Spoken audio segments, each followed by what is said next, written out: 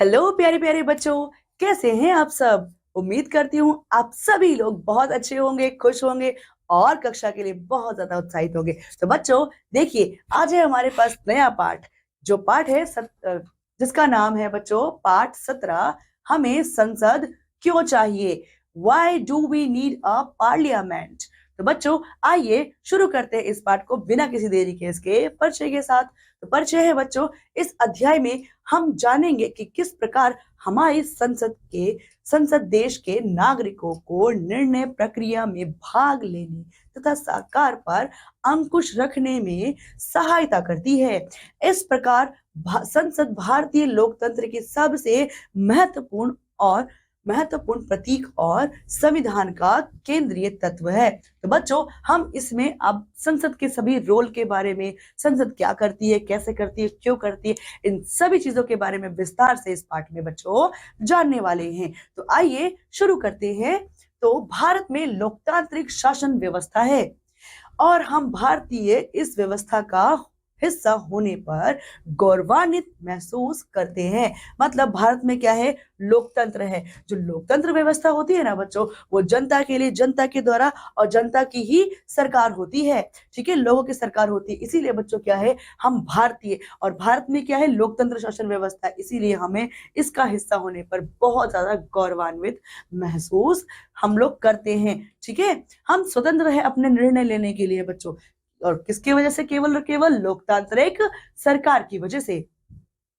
हम इस अध्याय के माध्यम से निर्णय प्रक्रिया में सहभागिता और लोकतांत्रिक सरकार के लिए नागरिकों की सहमति के महत्व जैसे विचारों के आपसे संबंधों को समझने का प्रयास करेंगे। तो बच्चों इस अध्याय में हम क्या करने वाले हैं, इस अध्याय में हम मतलब ये माध्यम समझने वाले हैं कि जो सहभागिता है और लोकतांत्रिक सरकार है, सरकार नागरिकों के लिए सहमति, महत्व और अपने विचारों को, आपसी संबंधों को जो अपने विचारों के साथ जो आपसी संबंध है लोकतंत्र का और नागरिकों का, उनके बीच का संबंध, वो सब समझने का प्रयास करेंगे।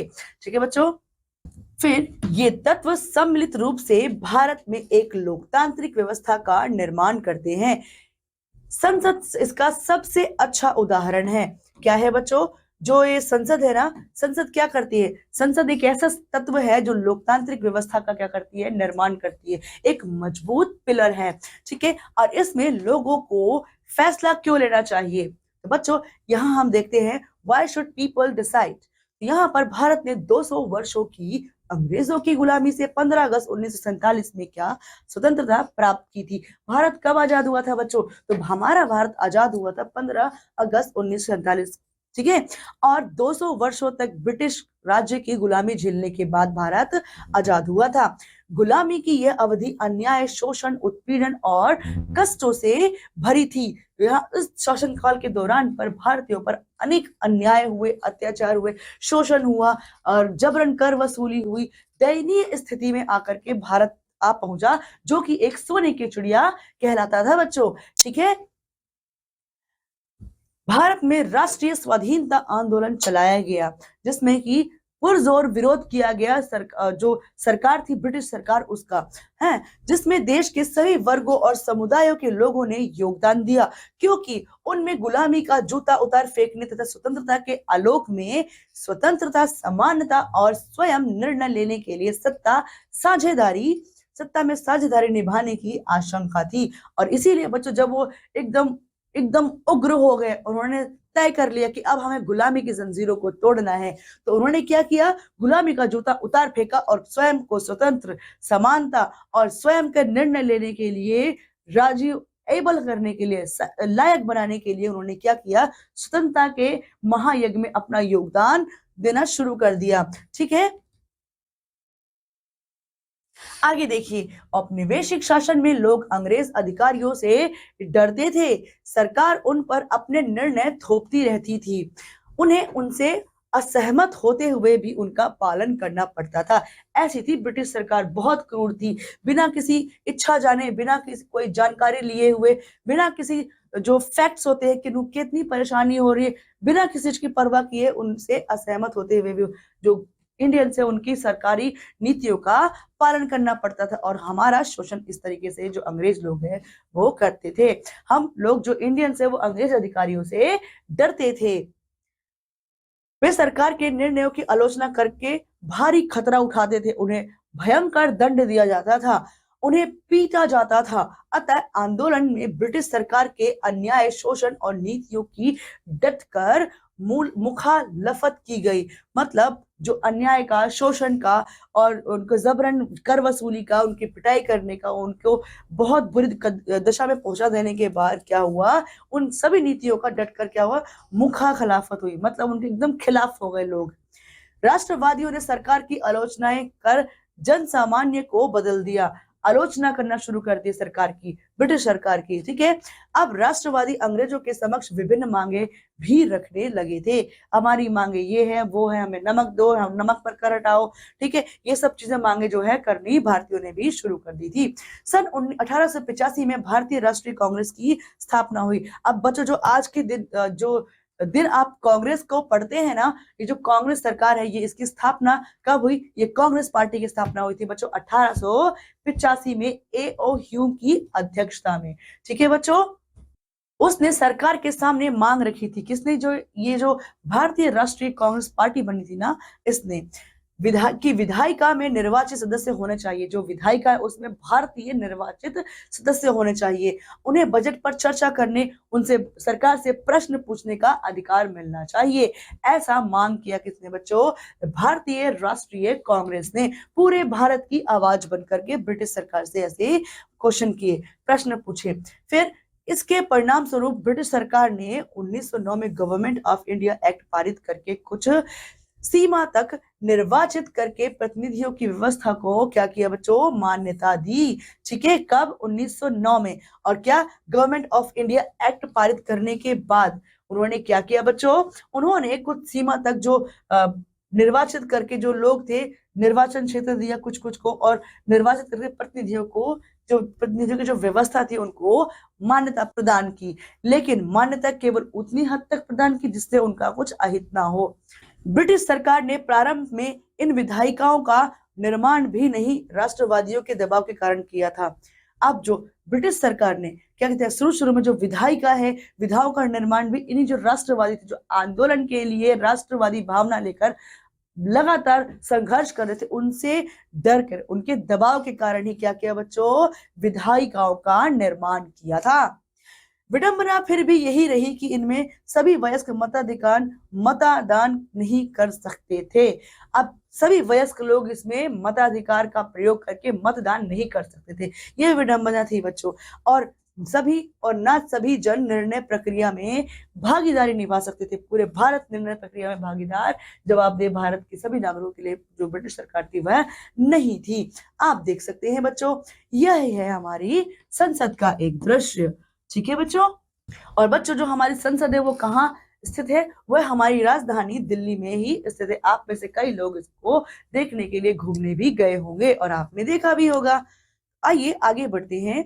दीर्घकालीन स्वतंत्रता संघर्ष ने राष्ट्रवादियों को यह पाठ सिखा दिया कि स्वतंत्र भारत में सभी लोग अपने जीवन से संबंधित सभी निर्णय में भागीदारी निभा सकेंगे। अब देर से ही सही, लेकिन जब लोकतंत्र आया, दीर्घकालीन स्वतंत्रता संघर्ष के बाद, जब राष्ट्रवादी लोग थे, यानी कि जो हमारे नेतागण थे, उनको यह पाठ समझ में आ गया कि सभी जो हमारे जो संविधान है, संविधान सभी निर्णय में हमारी भागीदारी निभा सकेगा। आजादी के पश्चात ही सही, लोकतंत्र के आने के बाद ही सही, लेकिन राष्ट्रवादियों को यह पाठ सीखना पड़ा और संघर्षों ने ही यह पाठ उन्हें सिखाया था।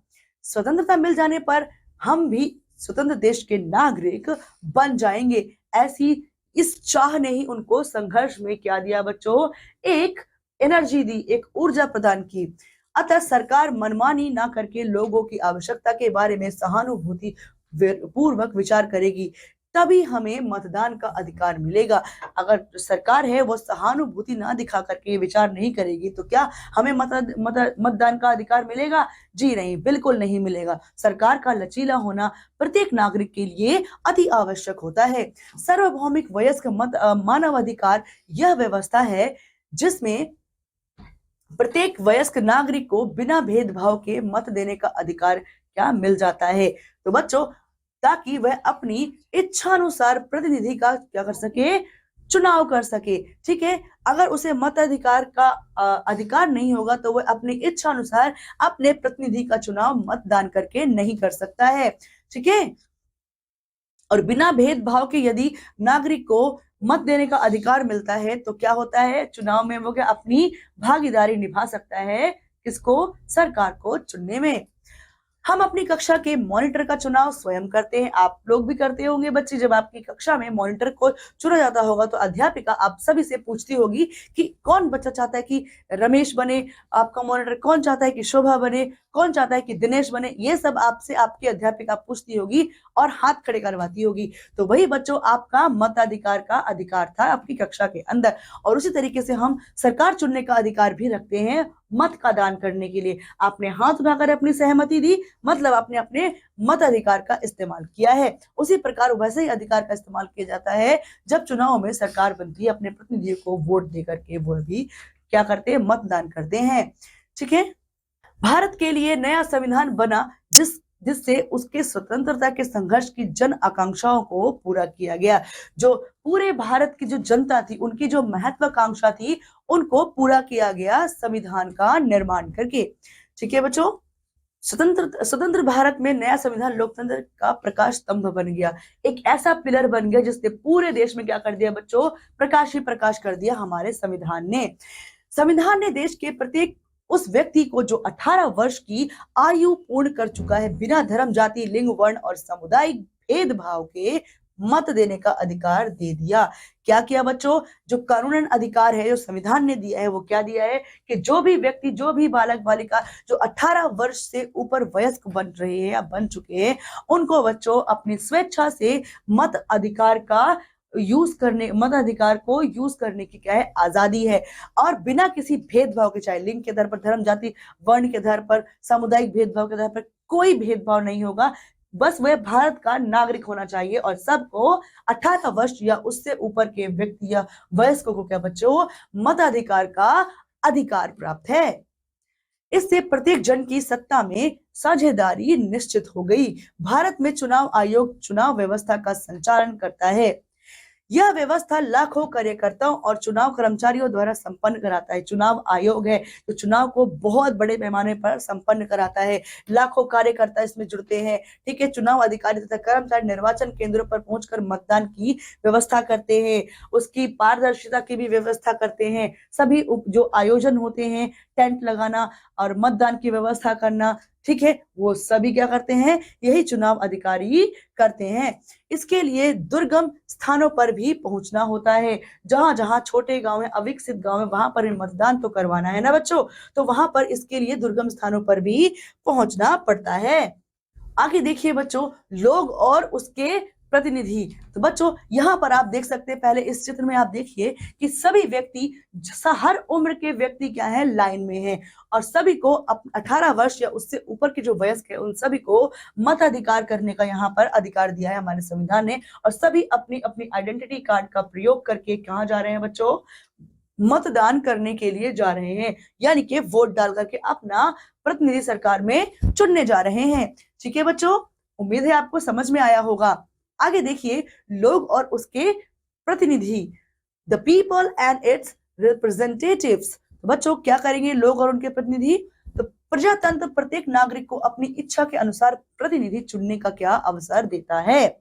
हर नागरिक को अपने इच्छा अनुसार प्रतिनिधि चुन सकते हैं और प्रजातंत्र इसका क्या देता है, एक सुनहरा अवसर देता है।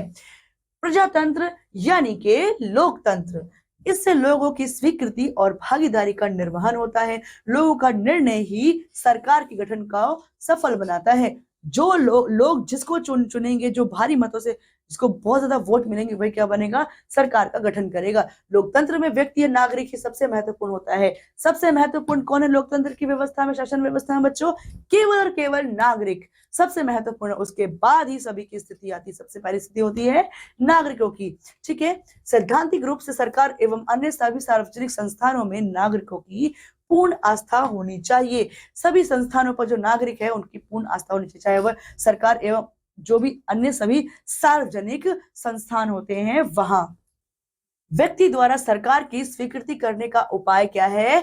चुनाव होता है बच्चों। ठीक है, चुनाव के द्वारा ही व्यक्ति सरकार की स्वीकृति को क्या कर सकता है? स्वीकृति कर सरकार को चुन सकता है। ठीक है, लोग लोकसभा के लिए अपने प्रतिनिधियों का चुनाव करते हैं। लोकसभा के लिए अपने सभी प्रतिनिधियों का क्या करते हैं? वोट डाल करके चुनाव करते हैं।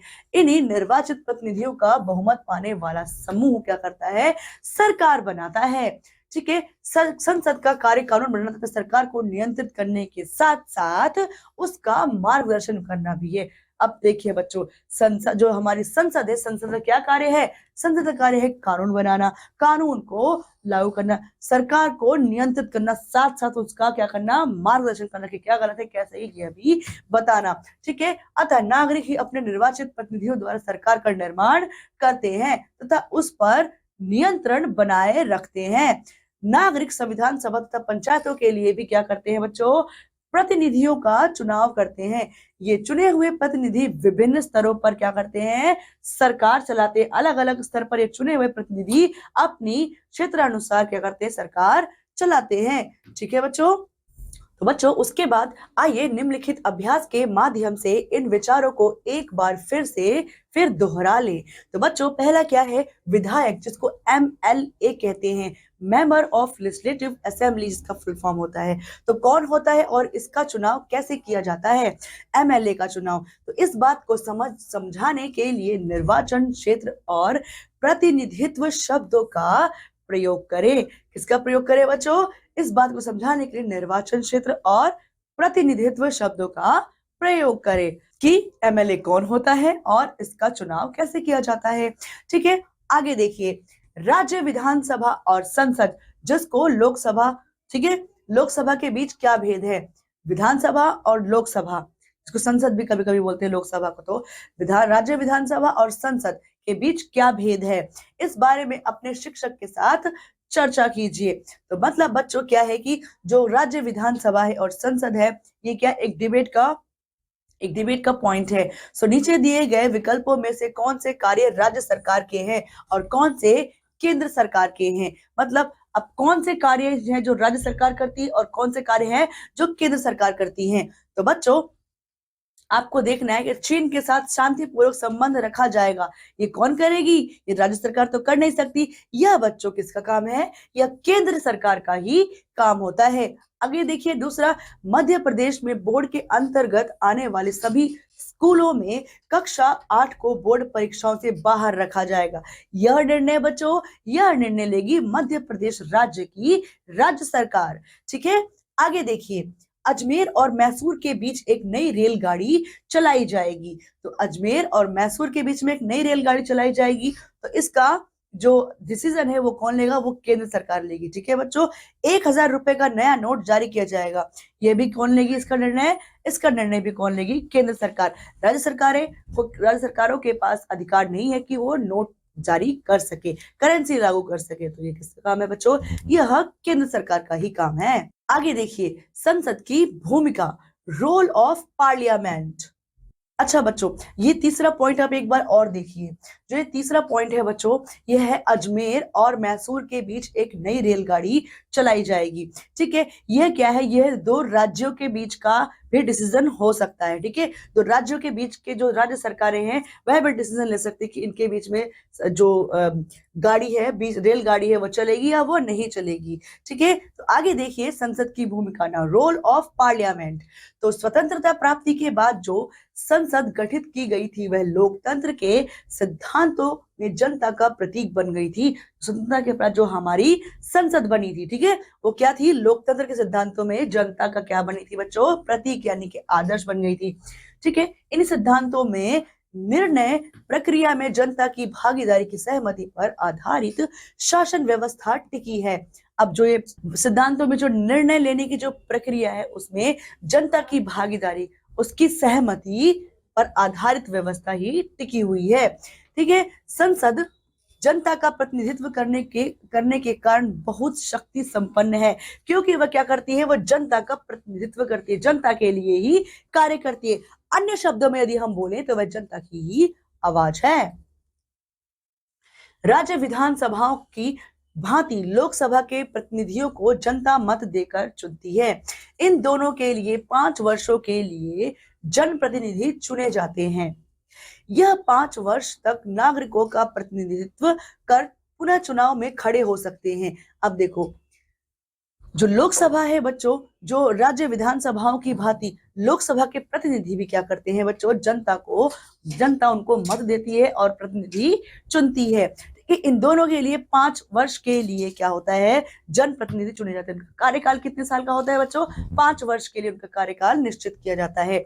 अब ये जो 5 वर्ष तक जो नागरिक है, नागरिकों का प्रतिनिधित्व कर दोबारा से चुनाव में खड़े हो सकते हैं ये, ठीक है। जनता फिर 5 वर्षों के लिए अपनी पसंदीदा जो प्रतिनिधि है उनको फिर चुन लेती है और वह दोबारा भी एक ही प्रतिनिधि दोबारा भी चुना जा सकता है, ठीक है बच्चों।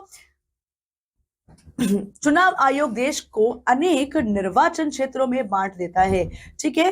कितने क्षेत्रों में बांटता है, बहुत सारे क्षेत्र के अनुसार, सीटों के अनुसार बच्चों अनेक निर्वाचन क्षेत्रों में बांट देता है तथा उन क्षेत्रों के मतदाताओं की सूची प्रकाशित करता है। क्या करता है, जो क्षेत्र है उनकी जो मतदाता है उनकी सूची भी प्रकाशित करता है। मतदाता सूची में नाम वाले मतदाता मत देते हैं। जिनका नामांकन मतदाता सूची में होता है, रजिस्टर्ड होता है, वही व्यक्ति क्या रखते हैं, मतदान करने का अधिकार रखते हैं, ठीक है। प्रत्येक निर्वाचन क्षेत्र से एक ही प्रतिनिधि चुना जाता है।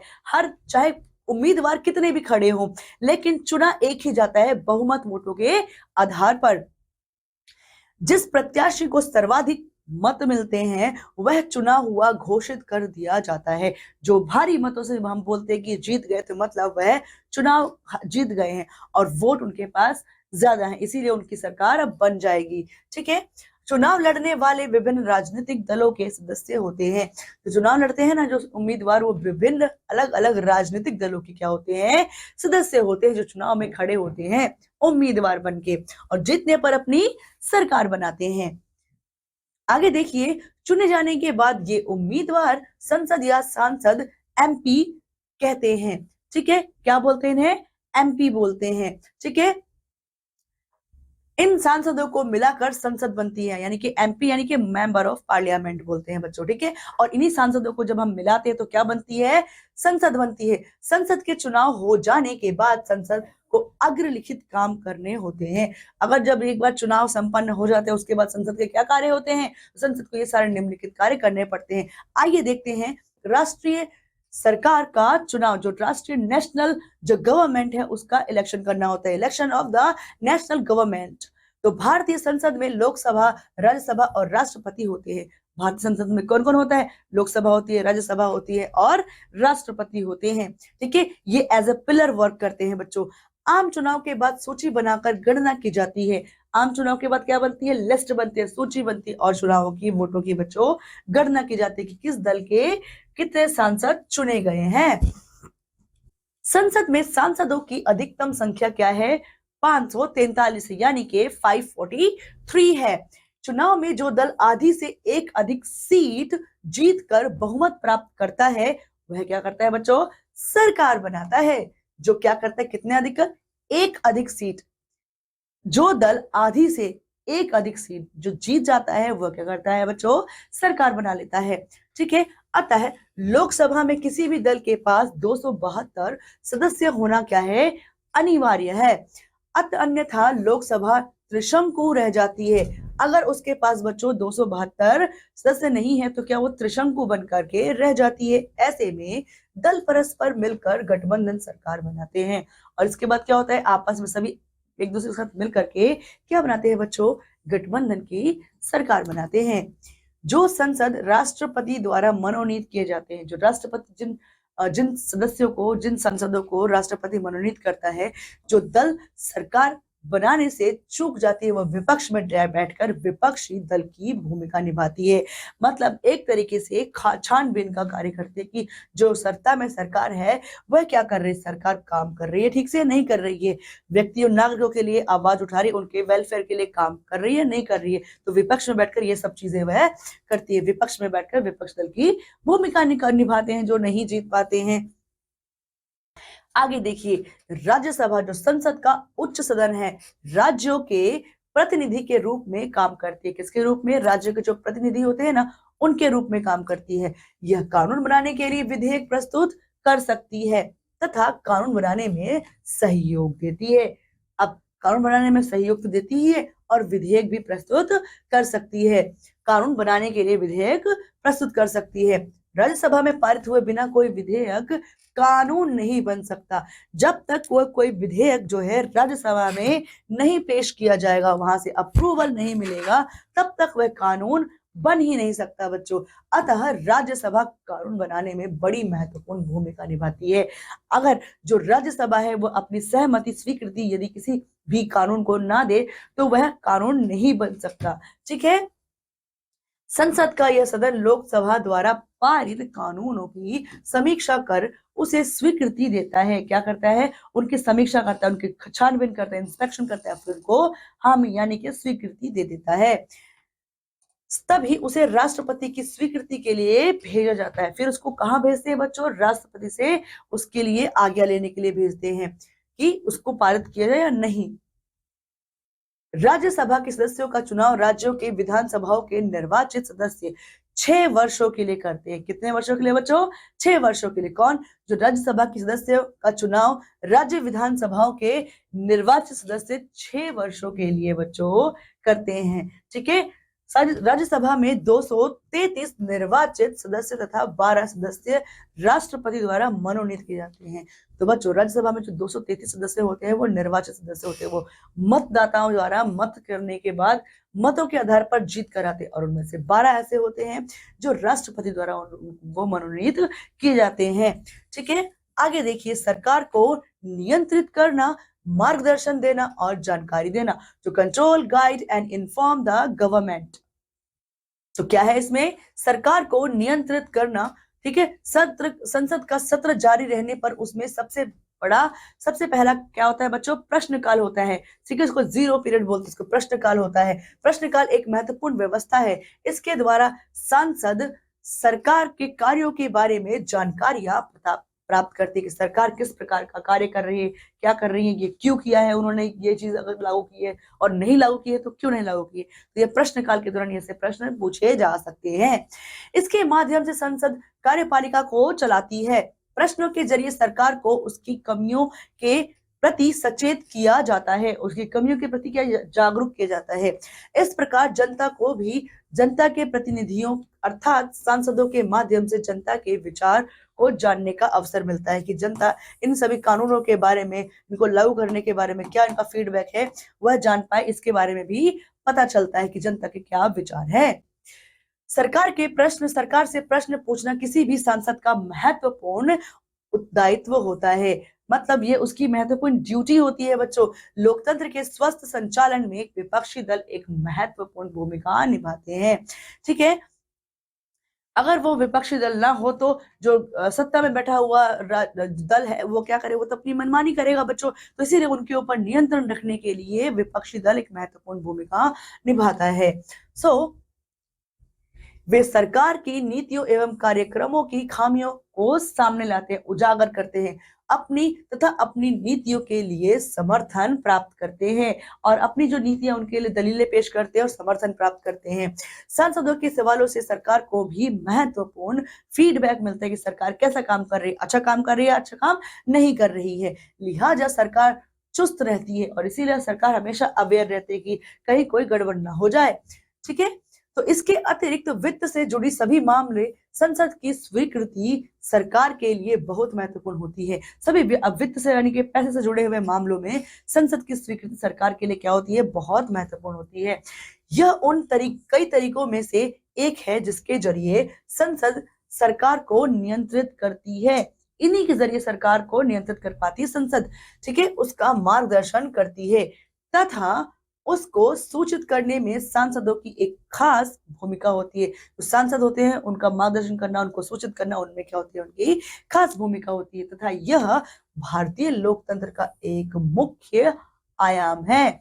ठीक है। इसके बिना हमारा जो लोकतंत्र है वह कहीं ना कहीं संपूर्ण पूरा नहीं माना जाएगा। आज भी हमें महिलाओं की संख्या संसद में कम दिखाई पड़ती है क्योंकि पुरुष वर्ग इसे अपने हाथों से नहीं जाने दे रहे, और उन्होंने ही अपनी सत्ता, पुरुष वर्ग ने सत्ता को जकड़ के रखा है, और इसीलिए महिलाओं के हाथों में अभी भी इतनी पूरी तरीके से नहीं आई है। अभी भी हमें जो संसद में महिलाएं जो है पुरुषों के मुकाबले कम देखने को मिलती है। इसीलिए संसद में महिला आरक्षण बिल आज भी लंबित पड़ा हुआ है। अगर महिला आरक्षण बिल पास हो जाता तो महिलाओं को उनके अधिकार भी मिल जाते।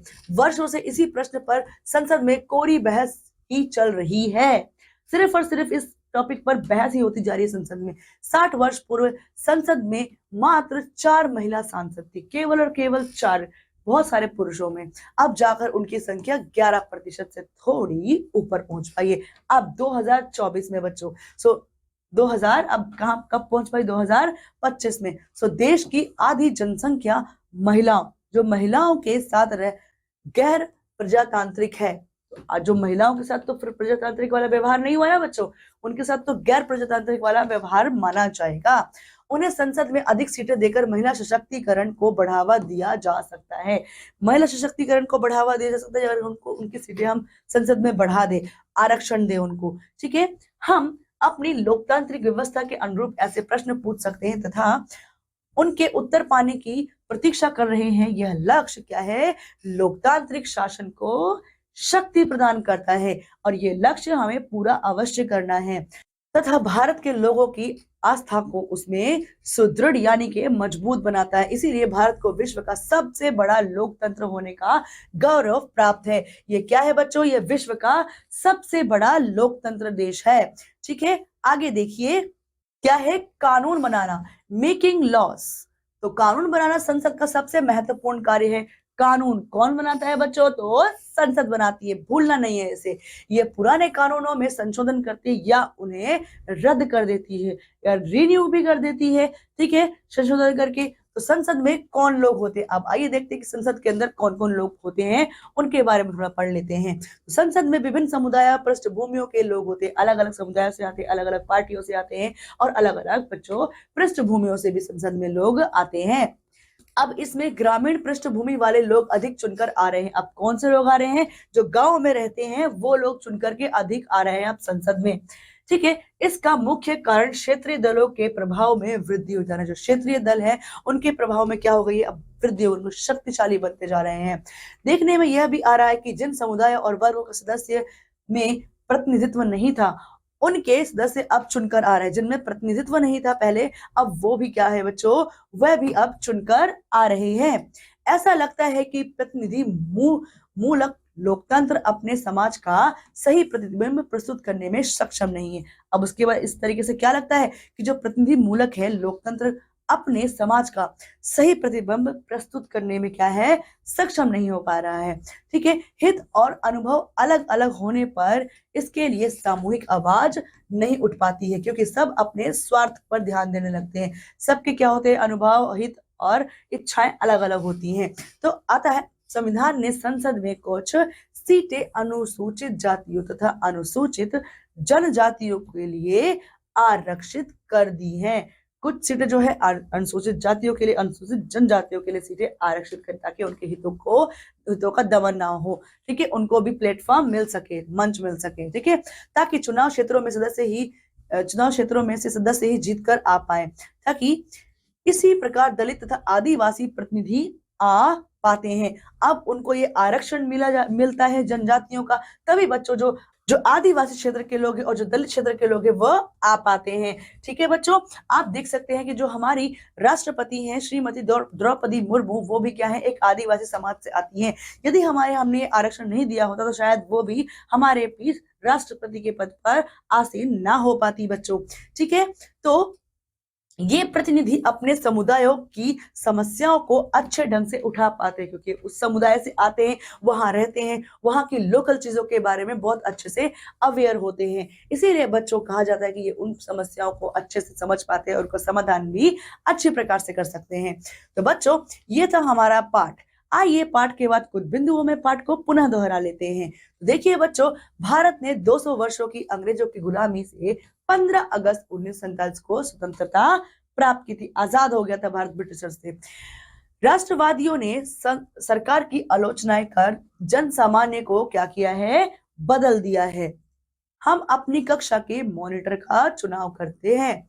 अध्यापक तो व्यवस्था बनाते हैं, हम मॉनिटर का चुनाव क्या करते हैं, हम करते हैं, और हमारे अध्यापक व्यवस्था बनाते हैं चुनाव की। ठीक है, ये है एक चुनाव और मतदान का एक जीवंत उदाहरण। चुनाव अधिकारी तथा कर्मचारी निर्वाचन केंद्रों पर पहुंचकर मतदान की व्यवस्था कराते हैं। कौन? चुनाव अधिकारी और कर्मचारी निर्वाचन। ठीक है, निर्वाचन केंद्रों पर जाते हैं। लोगों का निर्णय ही सरकार के गठन को सफल बनाती है, यानी कि इनडायरेक्टली निर्णय कौन ले रहा है, यानी कि लोग ले रहे हैं। तो व्यक्ति द्वारा सरकार को स्वीकृत करने का उपाय चुनाव करते हैं। राज्य विधानसभाओं की भांति लोकसभा के प्रतिनिधियों को जनता मत देकर चुनती है। जो राज्य विधानसभा है उनकी भांति जो लोकसभा के प्रतिनिधि, उनको भी क्या होता है बच्चों, जनता मतदान करके चुनती है। ठीक है, आगे देखिए, राज्यसभा में पारित हुए बिना कोई विधेयक कानून नहीं बन सकते। यदि किसी विधेयक को कानून बनाना है तो राज्यसभा में पारित होना अति आवश्यक है।